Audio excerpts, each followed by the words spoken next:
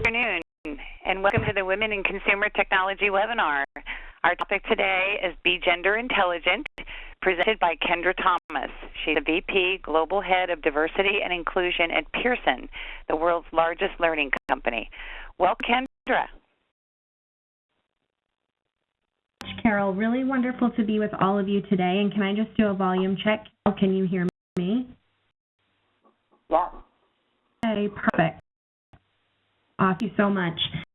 So thanks everyone for joining us. I'm just delighted to be with you for our short but I hope informative time together today. I suspect that many of you come to this webinar with a different understanding of what gender intelligence is. Some of you may have seen me speak previously for Women in Consumer Technology. Some may be brand new to the topic.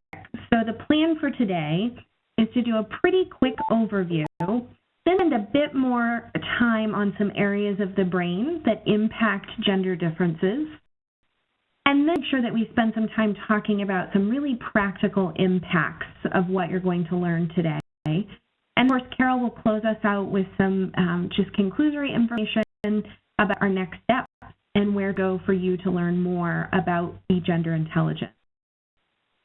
So those of you who don't know and who may be somewhat to this topic, this is sort of a little bit about what gender intelligence is, but also what it is not. And I want to be really clear about the what it is not as we get started today, because I think that sometimes when we talk about this topic, it comes across as some stereotyping. So I want to be very clear that that's not what this session is about. When I say gender intelligence, what I mean is the ability for us to recognize complementary strengths of men and women. So for many years, decades and decades in the workplace, we've been talking about women's leadership, we've been talking about gender diversity and making sure that we have equal representation. But one of the blind spots that we have around gender is mistaking equality for sameness. It's a long time thinking about how men and women can be equal in the workplace, and has at times been mischaracterized or misunderstood as men and women being exactly the same and bringing the same strengths to the workplace, which is not the case. So gender intelligence is really cultivating within yourself the ability to know where and when those differences come from, and then how to apply them. It's also about the neuroscience surrounding this. So it's not just sure. We hear a lot in society about men and women being different. They're exposed to different sort of getting a little let me just one more time try to mute everybody. Hopefully that will take care of it for us. Okay, so today's session is really also about thinking about some of the brain differences between men and women that really impact how we communicate differently, how we solve problems differently, and how we lead differently. And I think you'll find as we go through this content that there's a whole lot of impact to the workplace, but also a whole lot of impact usually to your personal life. And so we hear that feedback all the time, that this has impact beyond what you do 9 to 5 every day. As I said, this is not about stereotyping. So when I say women tend to think this way or this particular difference in their brain means that often this happens. You'll hear those qualifying words really, really intentionally. And that's because the danger around talking about differences, and why I think we haven't talked about differences for years, is that we have a tendency to think that it is stereotyping. So this isn't about stereotyping. This is about tendencies. It's also not just about tolerating men or tolerating women. It's really about how do you take those different skills and leverage them so that we see it as an asset and a benefit to the work that we're doing rather than something that pulls us down, okay? So that's the sort of textbook definition to level set the stage about some of what we're talking about. So I suspect that each and every one of you has your own story to tell about why this topic was of interest to you or why you think it's important. Maybe a personal experience that brings you here today. Maybe you just didn't know what the term meant, so you had some interest. Or maybe you've been in a workplace where gender difference comes up a lot, or you think it's not coming up enough, and you want to be able to facilitate that conversation. Whatever brings you here with us today, I hope that you leave here with just a couple of very practical tips and tools and some new information. But this is really the start of a conversation. You probably will leave this session this afternoon with more questions than answers. And that's okay, because this is an evolution of information. This is work that's really never done. So I'm going to tell you a little bit about what brings me to this work and about myself. And I'd like you, as I'm doing that, to also think about what brings you here and what is it that you really want to get out of becoming part of a more gender intelligent organization. So for me, this is the part where I confess to all of you, those of you who don't already know, that I am a recovering attorney. And I'm recovering related to these issues. I went to law school to do diversity and civil rights work in an employment context. I did that for a while, represented people who were suing their companies for harassment, discrimination, retaliation, and it's really hard at it. Being there was the one thing that I always wanted to do. I knew it was the right thing for me, and so I went to law school to do it. I was on the track, and I got this great fellowship at a civil rights law firm, and I worked really hard. I took all the hard cases. I worked all the late nights. I did all the travel, all the stuff that nobody else wanted to do. I took it on. And I took it on because I thought, if I do this, I'm making myself indispensable. And I will ship at this firm, and they're going to pick someone at the end of it to be a full-time associate. And if I just work hard enough, that one is going to be me. Right? So in my naive thinking, I thought, let me make myself indispensable, and let me then get to the end of this fellowship and obviously be selected. So I worked really hard, got to the end of the fellowship, and wouldn't you know it, I was selected. Here's who was selected. Who was selected was my male peer. We went to the same law school. We had the same background. The differences were, he didn't work as hard as me. He didn't work all late nights. He didn't take all the hard cases. He didn't do all the travel. But while I was doing those things, what he was doing was going on golf outings with the bosses, with the partners. He was having dinner and choosing the wine at the meals that they went to. He was establishing with them a different kind of relationship not built on his work. It was a real lesson for me, because what I learned really early on in my career was sometimes as women in the workplace, we have a tendency to think, if I just make myself indispensable, then I'll be good. In fact, what happens is, instead of making ourselves indispensable, we make ourselves invisible. And so people begin to take us for granted, and the golf dates somehow matter more than the hard work, and we fall into this trap. Gender intelligence is really about trying to figure out how we get us all collectively out of that trap. That's what brings me to this work. And what I believe about this is, if we can really understand and harness the power of gender intelligence, then it does have this knock-on effect for every other diversity issue that impacts us in our work. It's a domino effect. If we can get gender right, something impacts just about everyone in the world, we can get just about anything right. Okay, so this for me is a beginning to the conversation around diversity and inclusion. So when I think about gender intelligence and the organizations that we work with at Pearson, we think about this sort of term coined by Barbara Annis and the Gender Intelligence Group called the Intelligence Continuum. When you think about this continuum and where your organization falls on it, I suspect that just seeing it on this slide, you may have a gut reaction, right? So a 0 is the least gender intelligent organization, and 5 is the most gender intelligent organization. I wonder where each of you would put yourself. Where would you put your company or your organization? And what we often hear from people before we talk about what these numbers mean is, oh, we're a 4. We're a 4, we're a 5, we're in a really good place.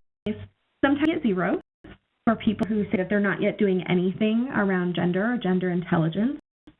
But really dig into what Barbara Annis and the Gender Intelligence Group say these numbers mean, the picture changes a bit.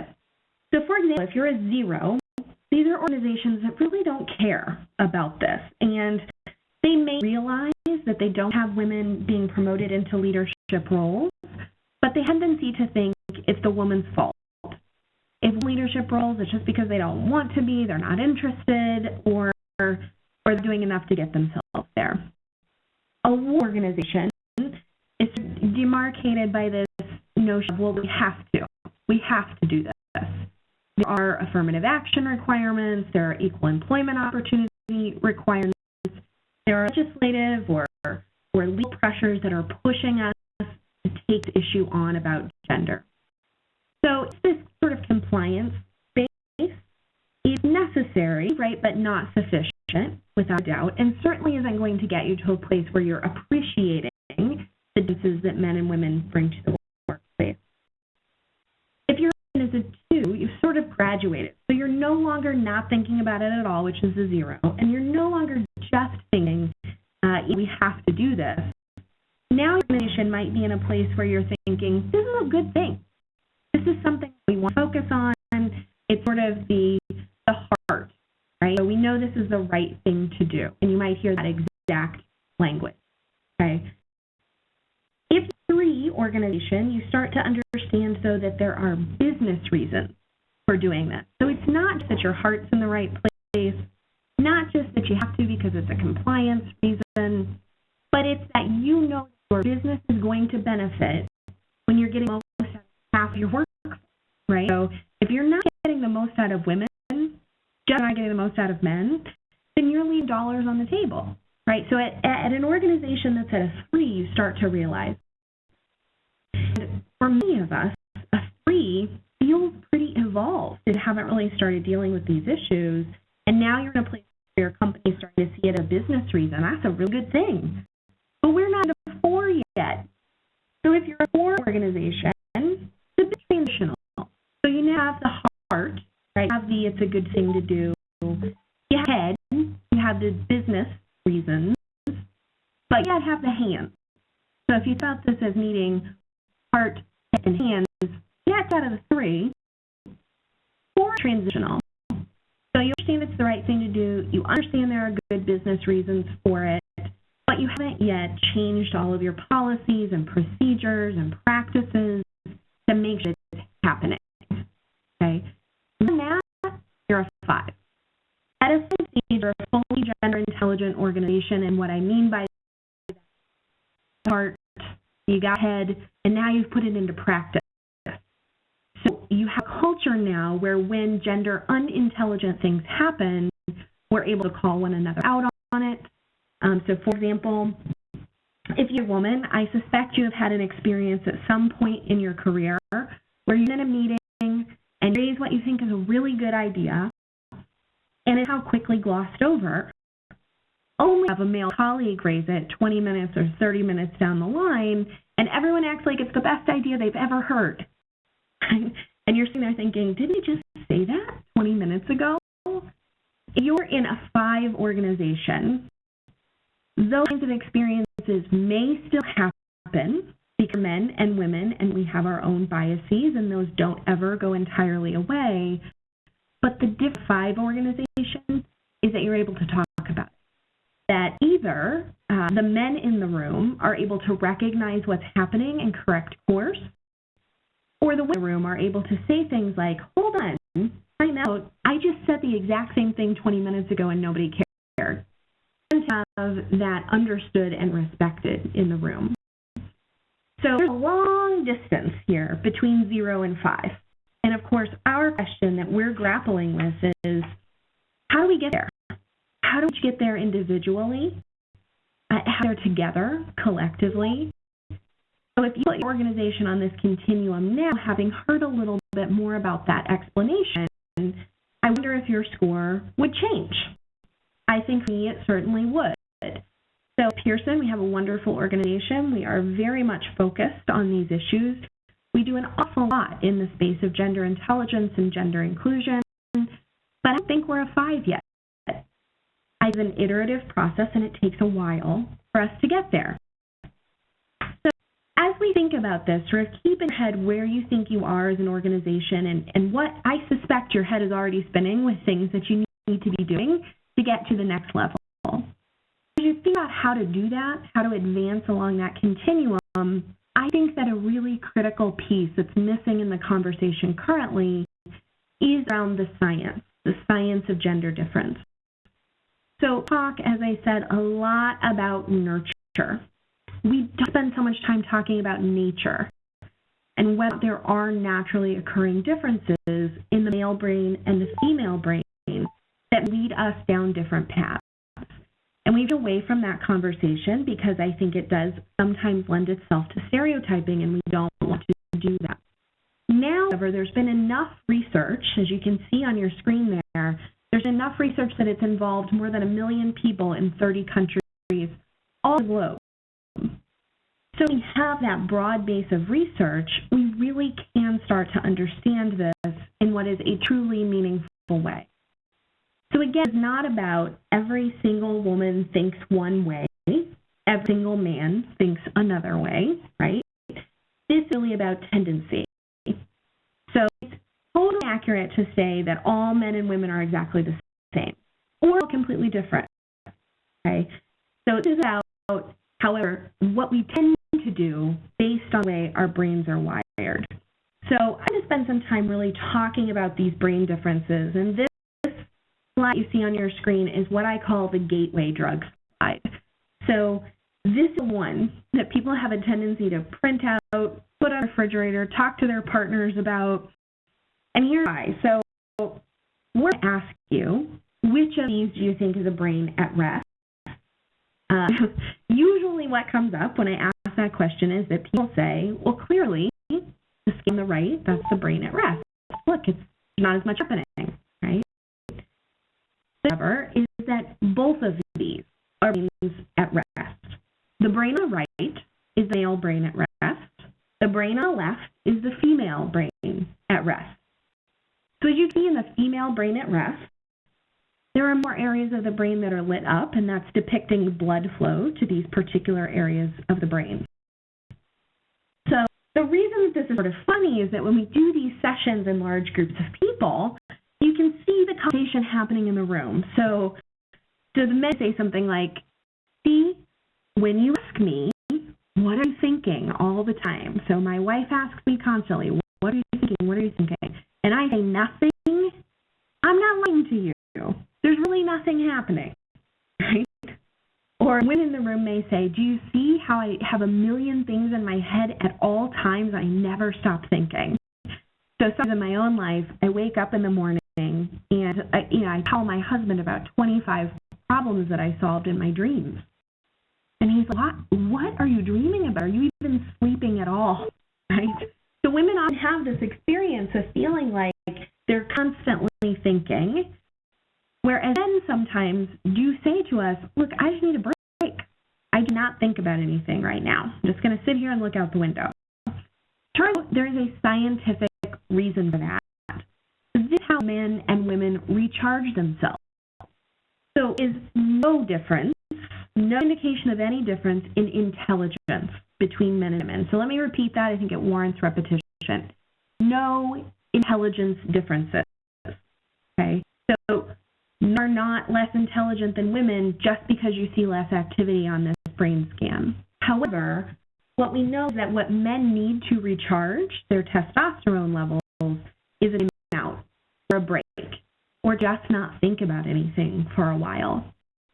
Whereas men recharge their oxytocin levels, their hormone levels, by talking to one another, by building community, by having relationships. The really interesting thing, and we see it sometimes playing out, but also sometimes feel like that's just because of the stuff that's going on around us. Women have more requirements at home on a general basis that they have to fulfill in addition to work, so it feels like they're constantly moving. Those things are true, without a doubt, but there is also this nature piece that's fascinating. And that's the only one. So think about different areas in the brain. We probably don't have time to go through all of these, but I thought it was interesting to just highlight some of them at least for you. So the corpus callosum, you can sort of see it there on your screen. The corpus callosum is this bundle of nerves that connects the left and right hemisphere of the brain. It governs how we process. In women, it is larger, it's a different shape, and there are more nerve fibers actually connecting. So what that means in practice is that for women, we have a tendency to think in contextual, web-like thinking that is connected across both hemispheres of the brain. So there's a lot of big picture thinking. There's a lot of thinking about how what we're doing in this moment might impact other things or other people or might fit into the whole. For men, the strength is often because of this corpus callosum and the difference between theirs and women. This is often that they are more sequential thinkers, that they think sort of in a straight single line, whereas women might think in a web.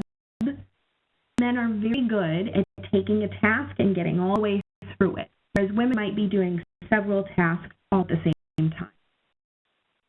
Another interesting is the anterior cortex. So for women, it's larger, and the anterior cortex governs how you integrate memory and emotion into a bigger picture. So why, for many women, sometimes as we talk in stories, and we connect the big picture story we're telling with an emotion that we had at some point in our lives or with a memory. So we might bring into our storytelling an experience.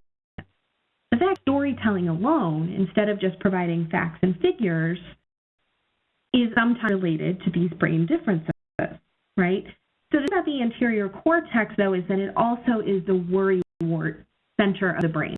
For women, because it is so much larger, it can also mean that women have a tendency to be more anxious than men. So because of these differences, what we see from men is that they are more likely to take risks. And women are more likely to be very cautious and maybe not understand those risks and think that the men in their lives who are taking them are maybe a little crazy for taking the risk. Okay? I suspect is starting to sound familiar to many of you. So insula is an interesting one because it influences emotional responses. And it is 2 times the size in women as it is in men. So what it means is that women have a tendency to be more sensitive to the events that are happening around them, also to moods of other people. Whereas men aren't necessarily as sensitive to that. They may not pick up on all of the same cues. Interesting, you think about sort of walking into a very crowded room. For women, sometimes when we walk into a very crowded room, we're picking up on a million things happening around the room. So I might notice what someone is wearing. I might notice that they look like they're not having such a great day. For men, they're not noticing that. They're coming into the room, they're picking out the seat where they're going to sit, and they're getting started with whatever the task is, without necessarily integrating everything that's happening around them. So amygdala is the last one that I'll address quickly, and because I think this is a really interesting one. So amygdala governs this response that we often have around fight or flight. It's bigger and much more active in men than it is in women. So what it means in practice is that men have a tendency to understand and react very quickly to stressors, whereas women might want to think through things a bit longer before acting on a stressor, okay? So as you're thinking about all of these differences that we now know exist, let me sort of summarize for you what that ends up looking like in the workplace. So if you have just three big picture areas and how these brain differences translate into action, the first is problem solving. So because of these differences that we have in how our brains are structured, combined with the nurture of it all, so it's nature and it's nurture, it's both. So those combined end up meaning that women are really, really good at exploring a whole lot of options, thinking big picture, understanding when something is happening that might not be the best solution long term, even if it solves the problem in the immediate future. Women are really good at sort of figuring out things like, what's the root cause? Let's pare down what the causes are and find the one that's important.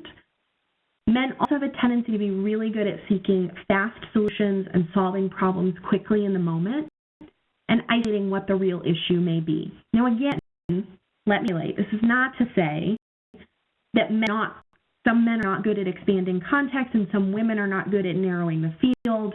Again, there is this overlap without a doubt. So we are talking about tendencies, but they're instructive because if you are not leveraging women in the room who are able to expand the context and think in a big picture, you're not getting the best results. So if you've ever been in a meeting where maybe it's a meeting of all men and one woman, and men in the room are trying to solve the problem, get an answer, get an action plan in place, and move forward. And have the one woman who says something like, hold on, can we just slow down for a second because I'm not sure we've considered all of the consequences of moving forward on that action plan, right? It's a classic difference between men and women on a general basis, but it can be really, really frustrating for the men in the room who have an action plan and are ready to move forward. They may feel like the woman is slowing them down. And it's equally frustrating for the woman in the room who can so clearly see the end and the problems that might come up, but can't slow down the men who are charging ahead, right? Do you see how these kinds of tensions come and rear their ugly heads all the time, and we don't talk about them? Instead, we just sort of grow resentful and keep it inside. So in addition to problem solving, there are absolutely complementary strengths around decision making.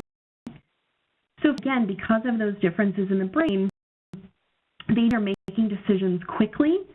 They're just getting to it and getting on with it. They're goal focused, and they move in sequential order to solve it. Whereas women, they're not only thinking and acting quickly, but again, thinking big picture. They're making intuitive decisions. So a man in the room may say, but wait a minute, what's your evidence that that's going to work? And women, that might be very frustrating because you know there's a gut or there's an instinct. And of course, your intuition is not always wrong. We've all heard of this thing called a woman's intuition because it is different for women than it is for men. And then, so if you've sort of thought about problem solving, decision making, then if you think about leadership, so these are kind of the big three areas where we see a lot of tension in the workplace. For leadership, in all of these surveys of employees, consistent employees talk about wanting leaders who are empathetic and able to really be emotionally vulnerable, who connect with them, who collaborate. These are the things that women have a tendency to be really good at. What employees tell us is that they don't need more of leaders who are transactional, very removed, who are never emotionally vulnerable, not because those aren't valuable, but because they already have a lot of that because so many organizations are male-heavy in terms of their leadership. What we're really missing, and what I think employees are craving, is this sort of counterbalance. Because if you look at these lists on all three of these slides, right, none of these things are bad. You need people who have all of these skills on the male side and on the female side. It's in fact critical that you have all of these skills, and yet we are not fully leveraging them. I think because we don't understand some of the naturally occurring differences that we have, and then secondly, because they're scary to talk about. We know this is important. We know it's critical to be able to leverage men and women in the workplace, and yet we've still had a really hard time making progress. So this app, which was put together by Barbara and the Gender Intelligence Group, is really interesting because it's not that we're not trying. There is a lot that many of our organizations are doing to try to level the playing field, have gender diversity, and then to graduate to having gender inclusion. There's what's happening out there, but not all of it is impactful, not all of it is successful, and in fact, most organizations have training around women's leadership. We have diversity and compliance workshops. We focus a lot on mentorship. We focus a lot on outreach to women. Those things are important and they're necessary, but they're a floor, not a ceiling. Where you really start to see movement and real culture change on these issues is when you start thinking about things like sponsorship instead of mentorship. So I assume that all of you know the difference there, but in case you don't, mentors talk to you, your sponsors talk about you. Right? So we know that women need people talking about them in the workplace to make progress, but it's also building this gender intelligent culture. So, and building this gender intelligent culture can get you all four of those things in that upper right quadrant where we know we're going to have high success. If you have a gender intelligent culture, you have leaders who are accountable to it. You have gender coaching that is not just for women, right? That's very different from training for women. This is about women and men. You think more holistically about sponsorship, and then you have talent management processes that are not just more of the same old, same old.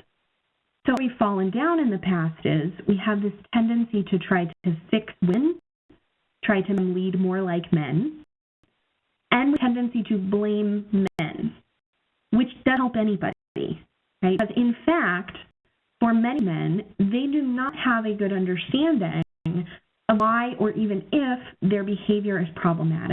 And for many women, they believe that men are doing it intentionally, which is not the case. And they sort of feel like they don't need to be fixed, but don't understand why they're not making progress. So at Pearson, when we think about gender intelligence, that's really where we started. We know gender intelligence is critical because we cannot get the gender piece right. We can never truly make the kind of authentic progress as an organization that we want, because you're leaving half the talent on the table, you're leaving half the dollars on the table, and you're stuck in this cycle of building resentment because you're blaming one gender for everything, and you're trying to fix the other gender. And kind of negative sort of sense around all of this is never going to propel us to being gender inclusive. So what we did to start thinking about how to make gender intelligence mission critical as a competency was to build what we think is a transformational learning experience. So for those who don't know, Pearson is a large education company. We are more than 40,000 people strong in 70 countries around the world. So we have learning platforms and products. And in undertaking our own gender intelligence journey with the Gender Intelligence Group, it started for us a path towards culture change. So it's just about hiring women and putting them in places of power, although that's critical. This isn't just about men sponsoring women, although that's critical. This is about getting us a little farther on that continuum. It's about getting to a 5. So we know that traditional workshops are great and we like them, but we also know that they're really, really impractical. There simply are not enough planes in the sky to get everywhere you need them to get to make scalable culture change. We also know that the modern learner is different than any learner that we've had in the past. We are very often overwhelmed by tasks, we're multitasking even if we're not very good at it, we're distracted, we're impatient, so that we needed some learning that would get to our people and also help other organizations make progress in this space that we met the needs of where the modern learner is at. So we created Be Gender Intelligent. And Be Gender Intelligent is unlike anything I have seen in this space. And I say that as someone who is a diversity and inclusion professional. I get lots of products pitched to me, and I almost always think that they're terrible. And that's because e-learning can be really boring. What's fun about Be Gender Intelligent is that it is multimodal, very flexible. So this takes the sort of gender intelligence information that we just covered very briefly today and breaks it down with an awful lot of learning content about topics that I think are really practical takeaways for you.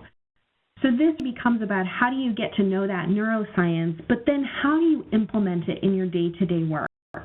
So what is a practical thing that a male leader can do to ensure that his performance reviews, for example, are more gender intelligent? And I have a whole segment in Be Gender Intelligent about conducting performance reviews or performance appraisals.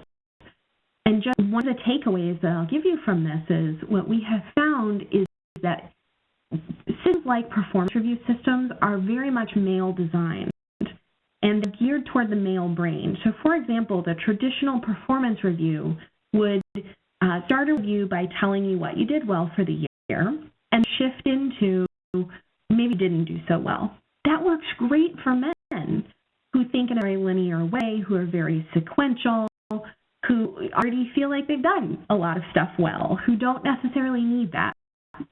For what we found is that flipping it becomes much more effective. For women, if you start out by telling them the stuff they've done well, they cannot often hear you because the woman often will have a list of 20 things that she did poorly that she's just waiting for you to bring up. Because she knows all the things she didn't do as effectively as she should have done them, right?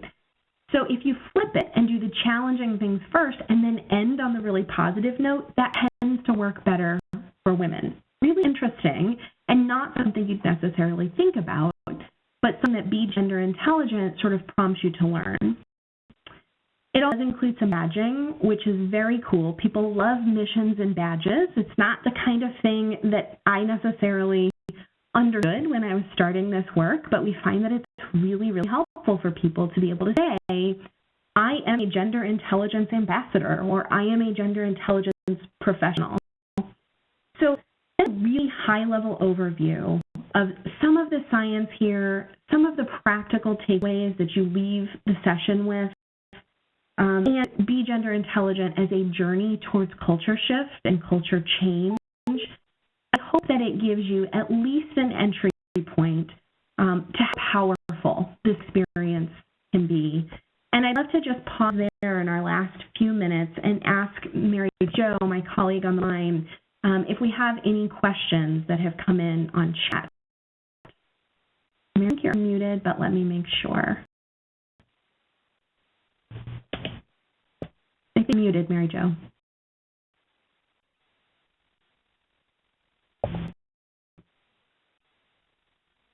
Okay, how now, Mary Jo? How are you? Me now, Kendra? Yep. Yeah, no, sorry, there are no questions came up in the chat box.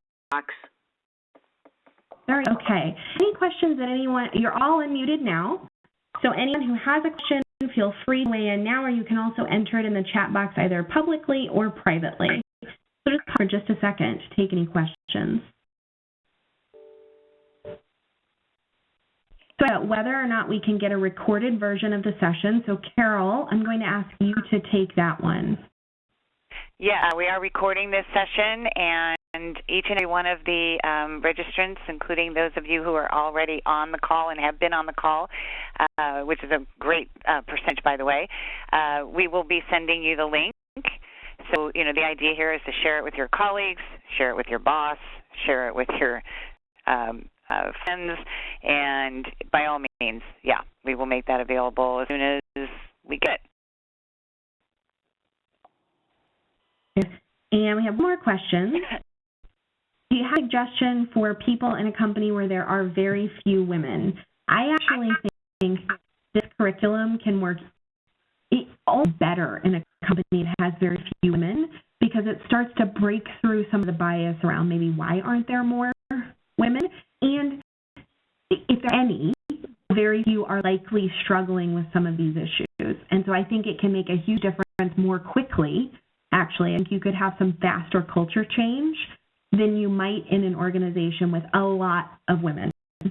Interestingly, it sounds counterintuitive, but I think it's true.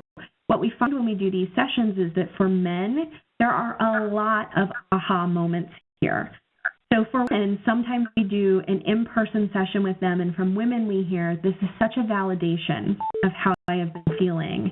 Whereas from men, we hear things like, the idea that women who work with me were feeling this way. I had no idea when I did this thing, which is just me working, it was sending this message.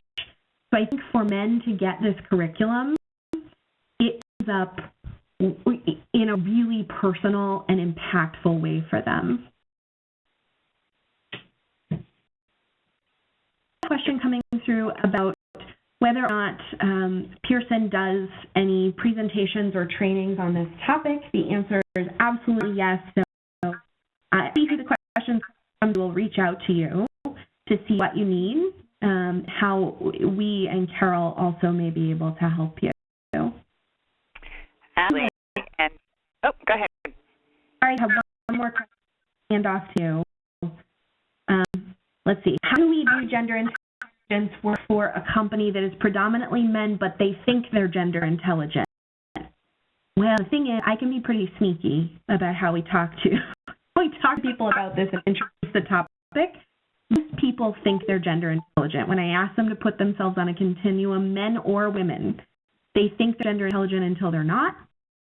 What's cool about Be Gender Intelligent is that it actually has a gender intelligence assessment at the very beginning of it that you take first before you deep dive into any content. And it's surprising. It's surprising for men and women to realize where they are in their personal gender intelligence journey. So thank you for questions. With that, I will hand back to Carol to close us out. Thank you, Kendra, and thanks to all of our attendees for being here today. So in fact, the Be Gender Intelligent Transformational Learning Experience is available on our website at www.womeninconsumertechnology.org. There's an FAQ if you want to know more about it. The actual program itself is on our website sale for individuals, for companies, and any additional questions besides the FAQ, you're always welcome to reach out to me at carol@womeninconsumertechnology.org. So thanks again, everybody, and wonderful day. Thanks, everyone.